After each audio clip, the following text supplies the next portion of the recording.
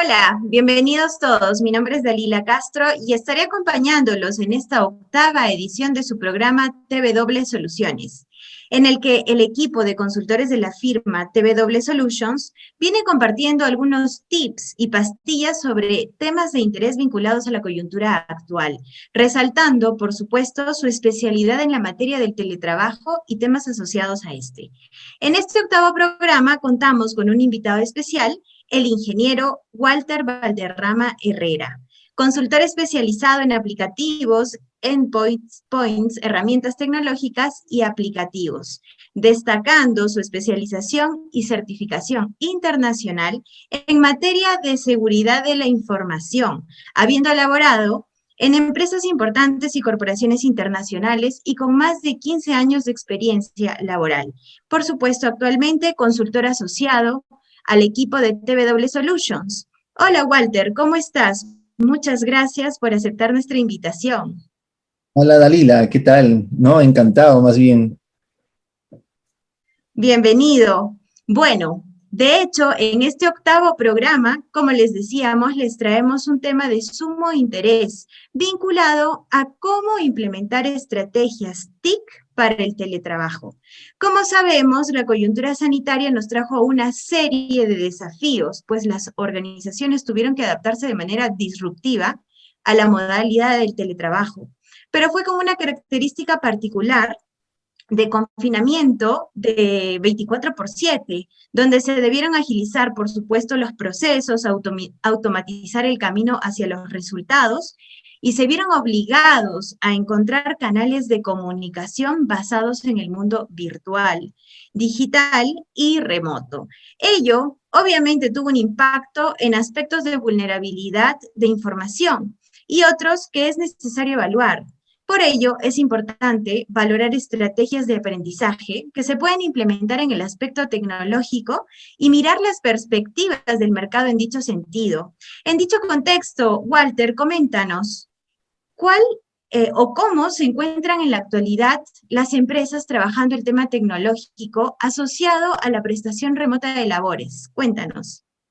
Claro que sí, Dalila. Bueno, yo creo que las empresas en general se han ido adaptando bien a esta nueva coyuntura, ¿no? En principio, si bien es cierto, la gran mayoría tenía muy poco avanzado todo el tema digital, se vieron forzadas sobre la marcha a ir poco a poco invirtiendo y adoptando las tecnologías necesarias para poder teletrabajar. Pero considero que aún se adolecen de ciertas características fundamentales, sobre todo en el tema de la seguridad. Ok, claro, la seguridad. Y justamente, ¿cuál ha sido el impacto que han sufrido las empresas sobre este tema? Los impactos en el tema de ciberseguridad y de ataques cibernéticos cada vez son más costosos, ¿no? Te puedo mencionar algunos casos, por ejemplo, en el año 2017, no sé si recuerden, hubo un caso bastante sonado porque afectó a Telefónica, una compañía a nivel global. Este caso fue bastante mediático porque rebotó un poco en España, ya que en Telefónica hay un ejecutivo que es un hacker inclusive, que cuando ocurrió este evento él estaba de vacaciones, ¿no? Fue un ataque que encriptó los archivos de algunas computadoras de la compañía. Ya luego, en el año 2019, en los 4 bancos grandes del Perú, ¿no? Ocurrió un ataque similar, un ataque de ransomware. Ese mismo año, el Banco de Chile también se vio afectado.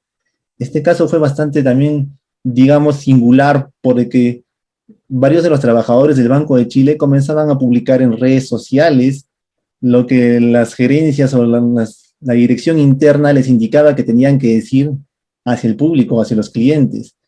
Ellos sabían que habían sido vulnerados y que habían sufrido un ataque de ransomware, el cual encripta tus archivos.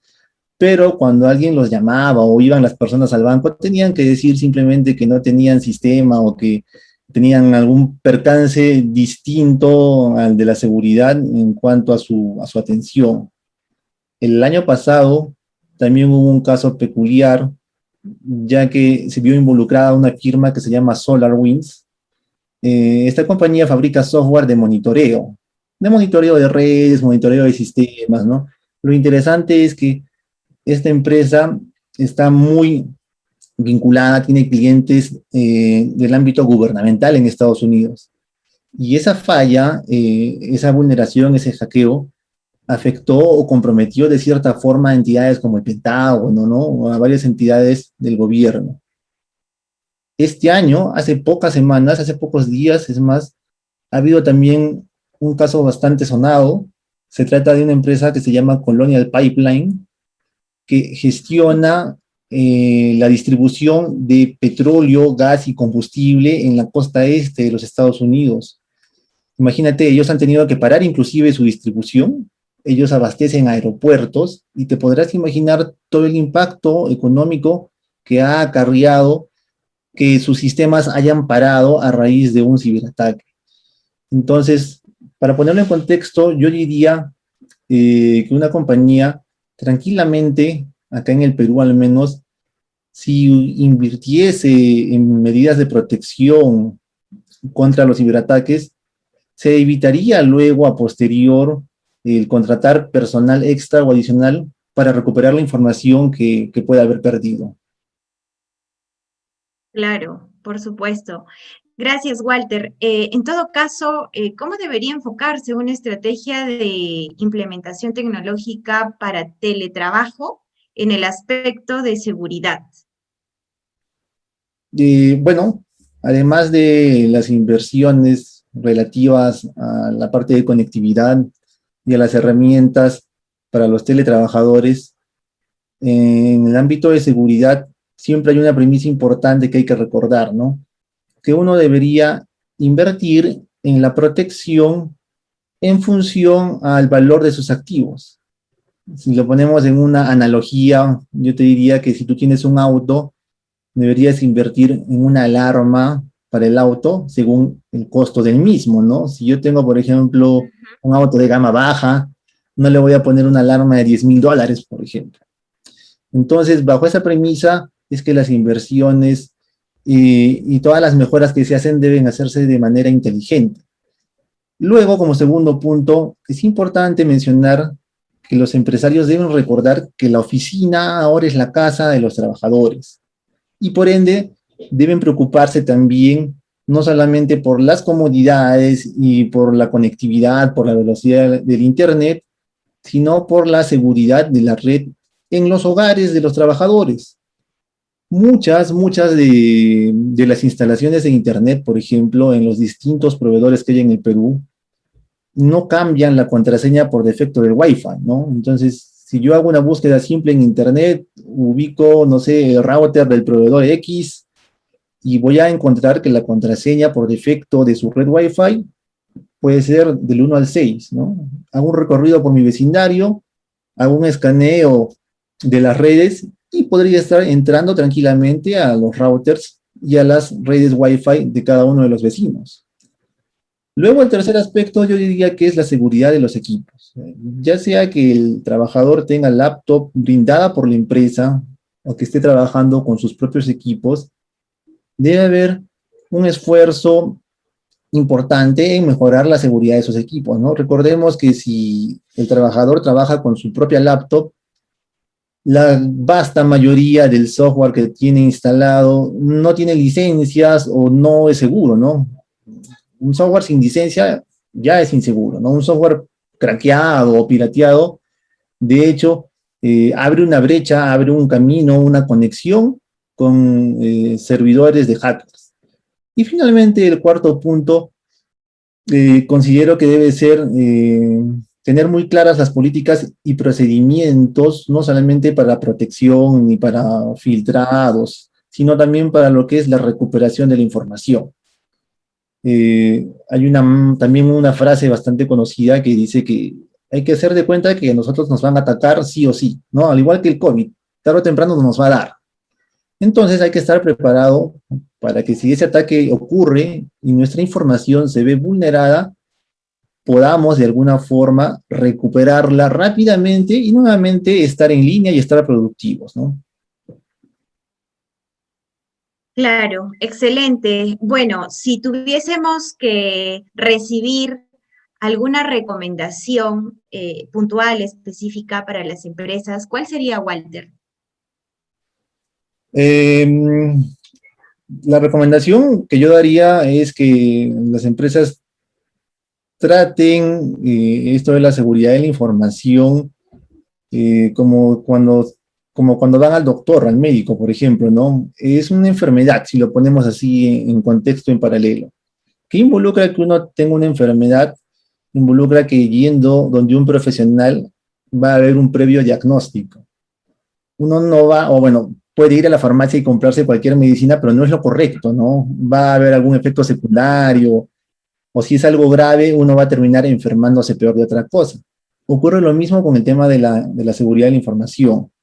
Entonces, debe haber primero un diagnóstico previo, llámese, por ejemplo, una consultoría, una auditoría, debe haber un inventario de lo que se tiene, tanto en hardware o en software. Puede haber también pruebas de penetración o de seguridad, o inclusive alguna metodología o algún servicio que involucre varias de estas cosas mencionadas, ¿no? ¿Por qué? Porque Ujú. a veces uno no conoce como compañía el estado de seguridad que tiene en ese momento. Posterior a este primer diagnóstico es que se deben implementar las medidas, ¿no? Y muchas veces erróneamente el empresario o el área de tecnología piensa que la inversión únicamente es en tecnología. Comprar equipos, ¿no? Poner un firewall, comprar los antivirus, cuando en el fondo todo lo relacionado a seguridad de la información está respaldado por personas. Entonces, incluso hay memes en internet que aparecen donde se compara la mejor inversión en equipamiento y por ahí viene alguien y desenchufa el equipo y todo se cayó, ¿no? Entonces es importante que a la par de las inversiones que se vayan a hacer, se realice también un entrenamiento a las personas, ¿no? Y se les haga partícipes de las políticas de seguridad, se les haga partícipes y responsables y que colaboren estrechamente entre todos con la protección. Y finalmente, luego de haber implementado todo ello, esto debe pasar por una constante revisión, ¿no? El proceso debe ser cíclico. Hay que volver a diagnosticar cada cierto tiempo, hay que volver a evaluar y volver a invertir. Bueno, no lamentablemente, ¿no? Sí, es así esto porque la verdad que la ciberdelincuencia no para, ¿no? No para y está ahí y tenemos que estar preparados. Excelente, excelente, Walter. Muchas gracias por los aportes del día de hoy respecto a todos estos temas de seguridad y de las TIC. Definitivamente, desde TW Solutions creemos que existe todavía un espacio de aprendizaje para las empresas, por lo que si se trabaja adecuadamente, se podrán conseguir resultados sostenibles. Estamos contentos de haber tenido este octavo programa y agradecemos a los que nos han dejado sus comentarios y nos han escrito por Facebook. Por supuesto, estaremos respondiendo luego por interno sus inquietudes. Los invitamos a estar atentos al siguiente programa de TW Soluciones y no olviden, por supuesto, seguirnos en nuestro sitio web www.twsolutions.com.pe. Además, estamos en redes sociales, en Facebook, LinkedIn, YouTube y Twitter, que encuentran también aquí en la descripción. Bueno, a seguir cuidándose y hasta la próxima. Muchísimas gracias.